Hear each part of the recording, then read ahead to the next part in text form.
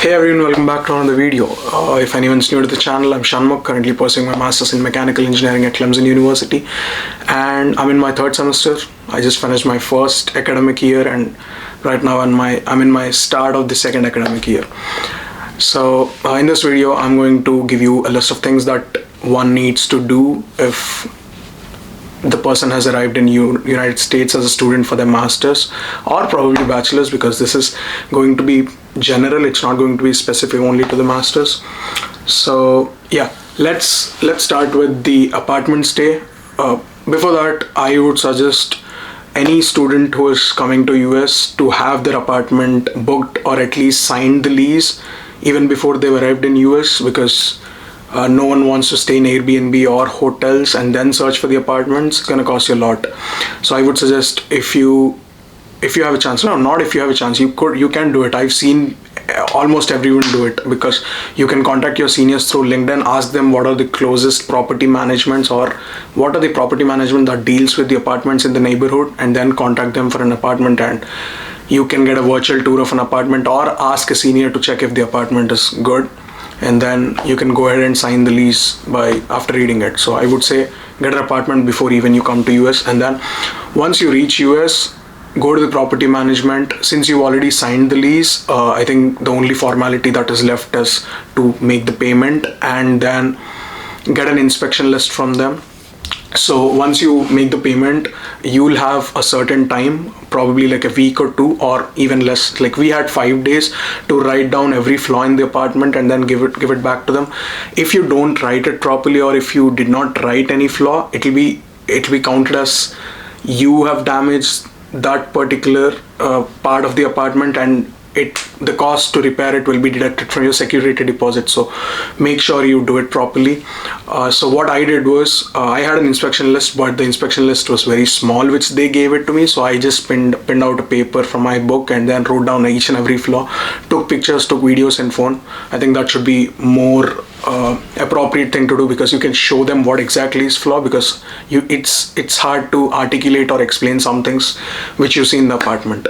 So that is the first thing I would recommend you to do it. And the second thing is setting up the utilities. So this is actually important. Whenever you go to the property management, depending on the contract or the lease you sign, either the utilities are handled by them, you just pay a certain amount at the end of the month including your rent, or they will ask you to manage the utilities. And if it's the second case, you need to go to utility billing office of your city and then set up water billing from there. It's usually some amount deposit, and then you just enroll in the service by creating an account, and you'll get the bill to that account every month. And even the electricity is the same. So in Clemson, for the water billing utility, one needs to go to the office, but if you're setting up electricity, you don't need to go to any office. You can just directly call up Duke Energy and then set it up. I actually did it a couple of days ago. So I've lived in North Carolina, I've lived in South Carolina, Clemson, I've lived in New Jersey. I mean, my uncle lives there. So almost every place requires security deposit, if I'm not wrong. Of course, there is another case. If you have a credit history, I think Duke Energy takes your SSN, and if your credit history is good, they will waive your deposit. But I am pretty sure every international student who comes for the first time has to pay security deposit, because we don't have any credit history in US. So coming to the next part, renters insurance. I mean, in Clemson, I personally did not see anyone taking up renters insurance. Even I did not. But depending on the city and the crime rate, if your seniors suggest you to take one, it's better to take one. I actually don't know which companies is better, but I do know that if you have a car, or if any of your seniors have a car, ask them to add your renters insurance in that. I think it would be affordable, or it would be a little cheaper if it's combined with another insurance. But again, in Clemson, I don't have a renters insurance, and I don't think anyone has it. But yeah, depending on, just talk to your seniors, and depending on the city you're gonna live in, if you need it, I would suggest take it. So that's about the apartment. Coming to the next part, I would say bank accounts. I think this is one of the most important, because you need to swipe your card initially a lot. You're gonna spend a lot of money. So again, I don't have any bank suggestions, but I would say that whichever bank is closest to your university, take in that. So for Clemson, we have Chase and Bank of America, and most people go with Bank of America or Chase. I don't think people go for Wells Fargo or any other bank just because we have office closer to our home or the university. And so it's actually pretty simple. You can walk in, but I would say just call them up, book an appointment, and go there. They can offer you different types of cards. Choose one. You will get debit card in like 7 business days, I believe. And then once you create a bank account, let's say you created a bank account today, and if you have a $700 deposit for 24 hours, so I created my bank account 9 a.m. in the morning, let's say, and by 10 a.m. I had $700. I just transferred it from my Indian Forex card, and I need to wait 24 hours to apply for credit card.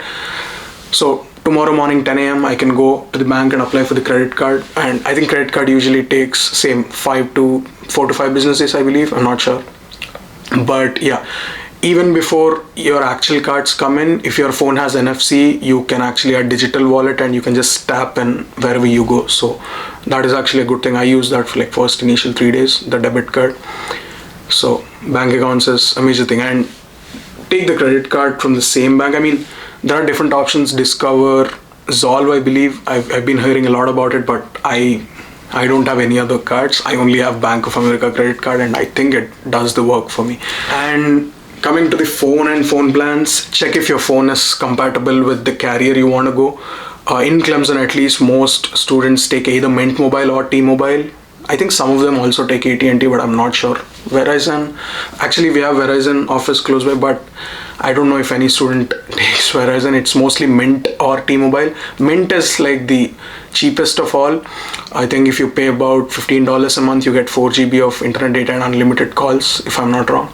And then T-Mobile is like the famous. T-Mobile has really good coverage in Clemson, so if you take up a family plan, you will get 100 GB of internet per month and unlimited calls for like $30 a head, if I'm not wrong. I actually took a new plan for my roommates. So they took the Magenta T-Mobile plan, and it's costing them $140 for 4 people, so I'm assuming it's like $35. And just check if your phone is compatible. You can just go to the T-Mobile or Mint Mobile website and check the compatibility of your mobile by entering IMEI number, and if it is compatible, just use it, and if it's not, you can go for many options. But people usually, at least the new students usually go and buy iPhones, because in US, especially with T-Mobile, you have an offer of getting 2 iPhones at $800. But the only problem is you need an SSN for it and a credit card, and initially you don't have that, so you need to find a senior who is willing to give his credit card, at least for the initially, and then you can change the credit card after 1 or 2 months when you get an SSN. So that's how it works. So even if you don't get an iPhone, get a normal $200 phone, and once you get an internship and once you have money, you can buy it. So that's how I think. Again, T-Mobile is a great option, but just check the coverage in your area. Just ask around seniors which carrier they use or which carrier is most has good coverage in that area, and just go with it. That's my suggestion. And coming to the health insurance, I would say go with the university health insurance. Don't take up any other third-party health insurance. This is my suggestion. Reason being, health services in US are extremely costly. One of my friends had a surgery because she had bone cracked. She has a fracture and ligament tear, I believe, and the bill came out to be about $70,000, which was twice the fee at Clemson University. But because she had health insurance, now she's paying about like $2,000. So having a good health insurance is essential in US. So I would say take university health insurance, at least for the first year, and then you can check the other third-party insurances coverage and compare. And once you know the jargon and once you have knowledge of seeing things, I think you can consider an option of third-party insurance if the coverage is same and you getting a less price on it. And next, Sevis Check In. I mean, I don't know what this is called in other universities, but in Clemson, whenever you reach in US, whenever you land in US or whenever you reach university, you need to basically formally inform university that you are in US officially. So you need to go to a page called Sevis Check In, upload your passport, I-94, and then just submit them so that they will know that you are in US officially and you just came in. So the name might be name in different universities, but ask around your seniors if there is any procedure that you need to do by uploading your passport and I-94 document in that university website. The next one is try attending orientations. Orientations are kind of important. There is a lot of important information you get from it, such as plagiarism or maybe international student orientation, in which they will tell you the travel signature that you need to take on when you're traveling to India again in vacation or sometime. So, and additionally, you get a lot of goodies. So I'll just put a picture over here. I got a lot of goodies from my orientation: t-shirts, cups, travel mugs, notebooks, pencils, pens, straws, whatnot. I got a lot of things, so at least go for that and attend it. And then last but not least, it's not safe to carry around your passport everywhere. So if you know driving, just take up driver's license. So I knew how to drive. I consider myself a really good driver. So I got my driver's license without getting a state ID. But if you think you need some time to learn driving and then get a driver's license, before that, just go apply for state ID. Applying to state ID is pretty simple. You just need your passport, I-94, university enrollment letter, I-20, I guess, if I'm not wrong. I did not get a state ID because I directly went for my driver's license and I got it. The reason is whenever you travel within United States to another state, you need some ID. I mean, I believe you'll carry your passport, but let's say you want to go to bar and have a drink, and if they ask you to show your ID, I don't think you'll carry your passport to a bar or a pub.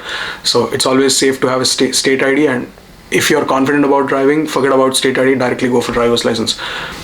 And apart from driver's license and state ID, the one more important document I see is SSN, Social Security Number. I'll make a whole different video on these documents: Social Security Number, driver's license, state ID, on what documents you need to get them. But I'll just tell you this, that you need to have a job, part-time job, to get an SSN. And it's better to get it now rather wait till your internship, because I believe most of you guys will be doing part-time for your living to earn money for your living. But even if you don't want to work, just get a part-time job for like 2-3 weeks, apply for SSN, get an SSN, and then leave the job if you don't want to work. But I would say get SSN as early as possible and link it to your bank account. That will help you a lot. So these are the only things that I can think of as of now, but if I forget any and if I realize that I did not tell about that, I'll comment down under the video and pin it. So that's it for now. If you like the content, just like, comment, share it to your friends who need this, and I'll see you in the next one. Bye bye.